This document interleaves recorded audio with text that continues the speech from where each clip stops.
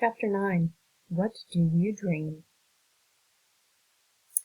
Harvey didn't mention what had happened at the lake to anyone, not even Lulu, in part because he felt so stupid for falling in, and in part because the house tried so hard to please him in the days that followed that he almost forgot about the accident entirely. That very night, in fact, he found a piece of colored string with his name tag on it at the base of the Christmas tree and followed it through the house to find a new bike, even more splendid than the one he'd lost 2 years before, waiting for him. But that was just the first of many fine surprises the Holiday House sprang in quick succession. One morning, for instance, Wendell and Harvey climbed up into the tree house to discover that the branches around it were swarming with parrots and monkeys. Another day, in the middle of Thanksgiving dinner, Mrs. Griffin called them through into the living room, where the flames of the fire had taken on the shape of dragons and heroes and were doing fiery battle in the grate. And in the heat of one lazy afternoon, Harvey was awakened from a doze by a chorus of shouts, and found a troupe of mechanical acrobats performing clockwork-defying feats on the lawn. The greatest surprise, however, began with the appearance of one of Rictus's siblings. "My name is Jive," he said, stepping out of the early evening murk at the top of the stairs. Every muscle in his body seemed to be in motion, ticks, jigs, and jitterings that had wasted him away until he barely cast a shadow. Even his hair, which was a mass of oiled curls, seemed to hear some crazed rhythm. It writhed on his scalp in a knotted frenzy. "Brother Rictus sent me along to see how you're doing," he said, his tones succulent. "I'm doing fine," Harvey replied. "Did you say Brother Rictus?" "We're from the same brood, loosely speaking," Jive said. "I hope you call your folks now and then." "Yep," said Harvey. "I called them yesterday." "Are they missin' you?" "Didn't sound like it." "Are you missin' them?" Harvey shrugged. "Not really," he said. This wasn't strictly true. He had his homesick days, but he knew if he went back home he'd be in school the day after and wishing he'd stayed in the Holiday House a while longer. "You're going to make the most of being here, then," said Jive, practicing a weird little dance step up and down the stairs. "Yeah," said Harvey. "I just want to have fun." "Who doesn't?" Jive grinned. "Who doesn't?" He sidled up to Harvey and whispered, "Speaking of fun." "What?" said Harvey. "You never did get Wendell back for that trick of his." "No, I didn't," said Harvey. "Why the heck not?" "I could never think of a way." "Oh, I'm sure we could cook something up between the two of us," Jive replied mischievously. "It has to be something he'll never think of," Harvey said. "That shouldn't be difficult," said Jive. "Tell me, what's your favorite monster?" Harvey didn't have time to think about that. "A vampire," he said with a grin. "I found this great mask." "Masks are a good beginning," Jive said, "but vampires need to swoop out of the mist." He spread his arms, curling his long fingers like the claws of some eye-gouging beast. "Swoop down, snatch up their prey, then rise up again up against the moon. I could see it now." "So can I," said Harvey, "but I'm not a bat." "So how do I swoop?" "Ah," said Jive, "we'll have Mar work on that for us. After all, what's a Halloween without a transformation or two?" He consulted the grandfather clock on the landing. "We've still got time to do it tonight. You go down and tell Wendy you'll meet him outside. I'll go up on the roof and find Mar. You meet us up there." "I've never been on the roof." "There's a door on the top landing. I'll see you up there in a few minutes." "I'll have to get my mask and coat and stuff." "You won't need a mask tonight," Jive said. "Trust me. Now you hurry up. Time's a-wastin'." It took Harvey only a minute or two to tell Wendell to go on ahead. He was sure Wendell suspected something, and was probably preparing some counter-attack, but Harvey knew he and Jive had something up their sleeves that even Wendell, expert on shock tactics though he was, couldn't anticipate.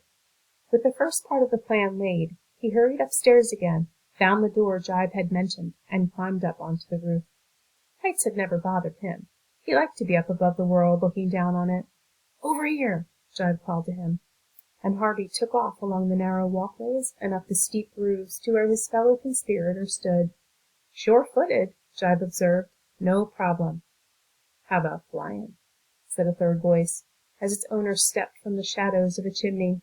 "This is Mar," Jive said. "Another of our little family." Unlike Jive, who looked nimble enough to walk on the eaves if the whim took him, Mar seemed to have slug blood in her somewhere. Harvey almost expected to see her fingers leave silver trails on the brick she touched, or see soft horns appear from her balding head. She was grossly fat, her flesh barely clinging to her bones. Wherever it could, around her mouth and eyes, at her neck and wrists, it collapsed in clammy folds. She reached out and poked Harvey. "I said, what about flyin'?" "What about it?" Harvey said, pushing her hand away. "Done much?" "I flew to Florida once."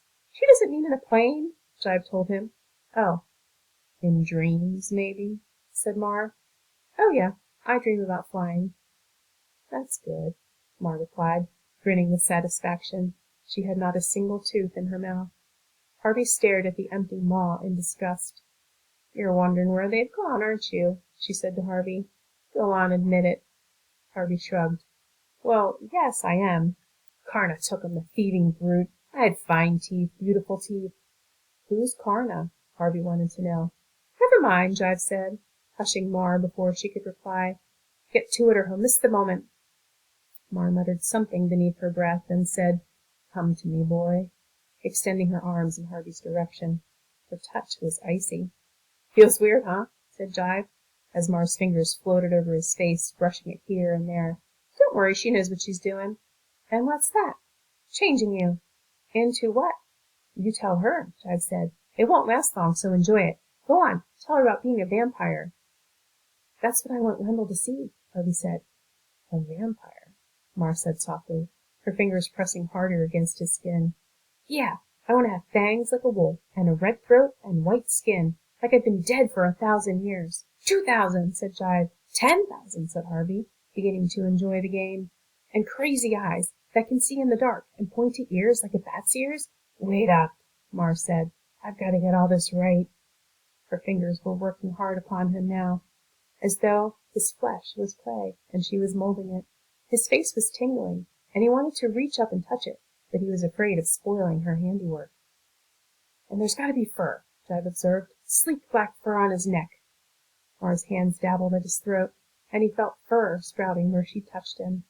"And the wings," Harvey said. "Don't forget the wings." "Never," said Jive. "Spread your arms, boy," Mar told him. He did so, and she ran her hands along them, smiling now. "It's good," she said. "It's good." He looked down at himself. To his astonishment, he found his fingers were gnarled and sharp, and leathery flaps were hanging from his arms. The wind gusted against them, threatening to carry him off the roof then and there. "You know you're playing a dangerous game, don't you?" Mar said as she stood back to admire her handiwork. "You'll either break your head or scare the life out of your friend Wendell, or both." "He won't fall, woman," Jive said. "He's got the knack of this. I can tell just by looking at him." He peered at Harvey with his squinty eyes. "Wouldn't be surprised if you weren't a vampire in another life, boy," he said. "Vampires don't have other lives," Harvey said, the words more difficult to say with a mouthful of fangs. "They live forever." "That's right," said Jive, snapping his fingers. "So they do, so they do." "Well, I'm finished," said Mar. "You can get going, boy." The wind came gusting again, and if Jive hadn't been holding on to him as they walked the edge of the roof, Harvey would surely have been carried away.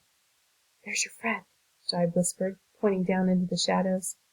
Much to his amazement, Harvey found that he could see Wendell quite clearly, even though it was pitch dark in the thicket. He could hear him, too. Every little breath, every beat of his heart.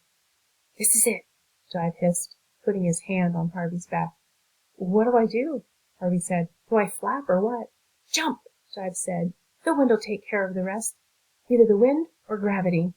And with that, he shoved Harvey off the edge of the roof and into the empty air.